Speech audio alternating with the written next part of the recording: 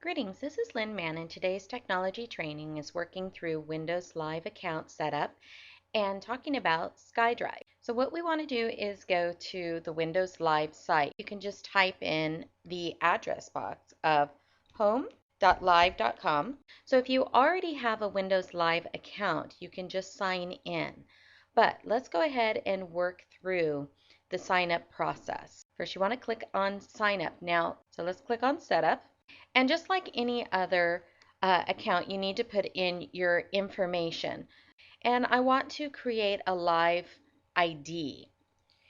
So I'm making up one that's lmtechtraininglive.com, and I need to check for the availability of this live ID. After you check availability, you'll want to create a password. It can be 6 characters minimum, and it is case sensitive. They are suggesting that strong passwords contain 7 to 16 characters, do not include common words or names, and combine upper lowercase letters, numbers, and symbols. So I'm going to create a password. And again, I need to retype my password. Now I won't bother putting in all the rest of this, but you want to put in an alternate email address. That way that in the event that you forget your password, that you will be able to retrieve your password. If you don't have an alternate email address, you can choose a security question for your password reset. So you just click on this, you select a question and a secret answer.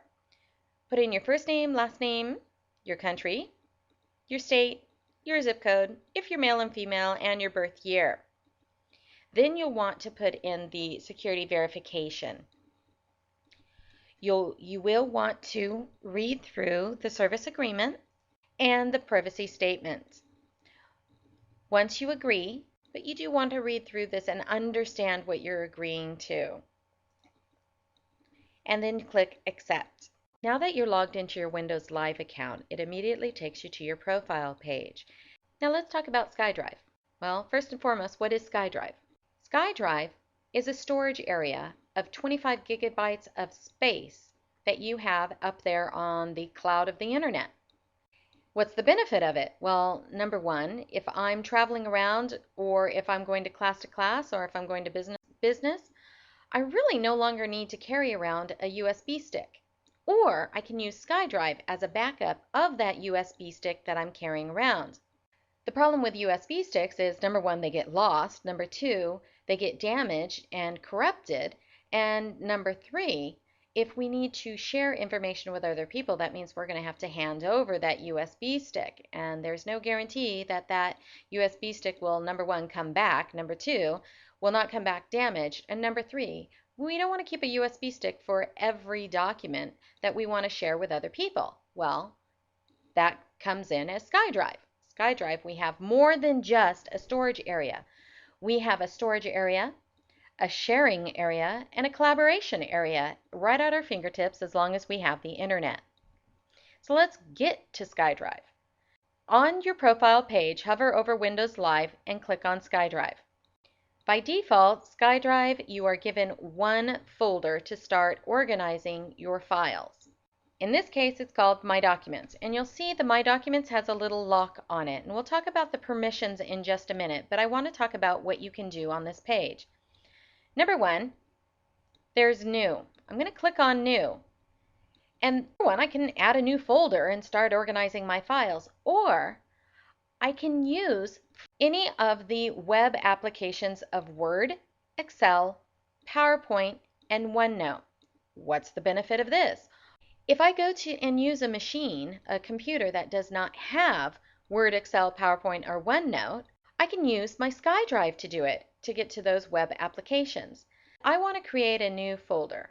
So I'm going to click on Folder. I'm going to name this folder Public.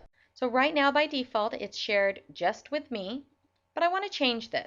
I'm at the permissions page. Now when I set up a folder, I can immediately go there, but I'll also show you how to go there after you've already created a folder.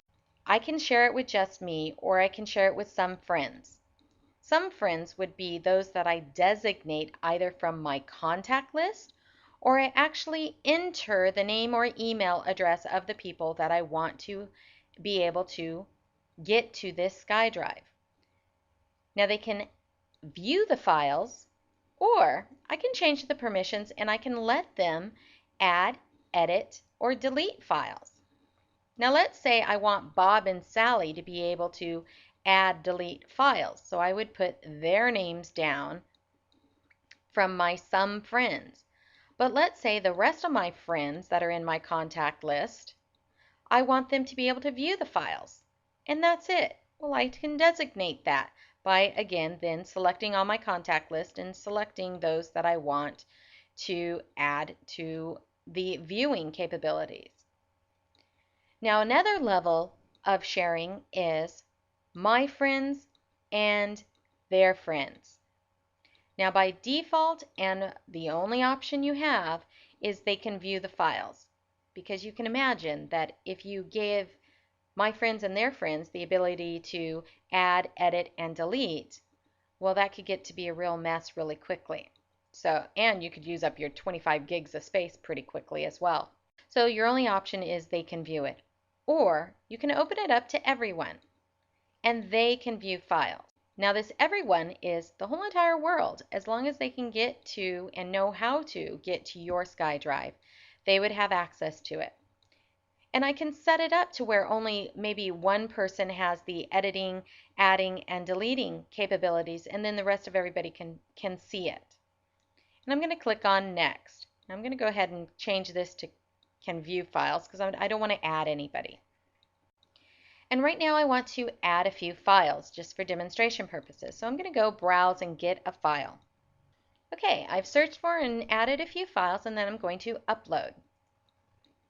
Once the files are uploaded, these files are available now to the world as long as folks know how to get to my SkyDrive. So while I'm in this folder, I can go to Share. Now there's a couple of things I can do. Number one, let's say I want to change the permissions. So I can go to Edit My Permissions and change those permissions. I can send a link. So if I click on Send a Link, I can add the email address to whoever I want to send it to, include a message if you want, and click on Send. That would send an email to those folks with a button that they can click on to get directly into your Windows Live account. The other way you can do it is, let's say I want to get a link, post it up on, I don't know, my Facebook page or any website so they can click on that link to come to the SkyDrive. So I can get a link. Now it gives me this long link. So this link can be very long, and you wouldn't certainly want somebody to type this link in. It's fine if they just click on it, but to type it in would be very tiresome. So there's a way around that. And let me show you that. I'm going to go to tinyurl.com. It's just one of those websites out there that will change long URLs into smaller URL. So I'm copying and pasting that big long URL from my SkyDrive, and I'm going to actually try and custom alias this. And I'm going to say something that makes a little bit of sense. And I'm going to say make tiny URL. The tiny URL is in place, and I can actually test to see. It's called tinyurl.com/lmtechdrive. And this is what everyone in the world will see if they go to that website. Here it is, public, and the two files. And now instead of this ugly URL, I just need to give out tinyurl.com/lmtechdrive to folks, and they would be able to get to this SkyDrive. Now that link is only going to be good as long as this folder exists. If I decide to delete this folder, that link will no longer be mapped to this location. So just to recap, we've created a Windows Live account, we've gone to our SkyDrive, we've created a folder, we've added documents, and we've shared that folder by getting a link, going to tinyurl.com to make it a little bit shorter and manageable of a link, and we can send that link out to anybody or set that up on the web to where when they click on that link, they get into our SkyDrive to access those files.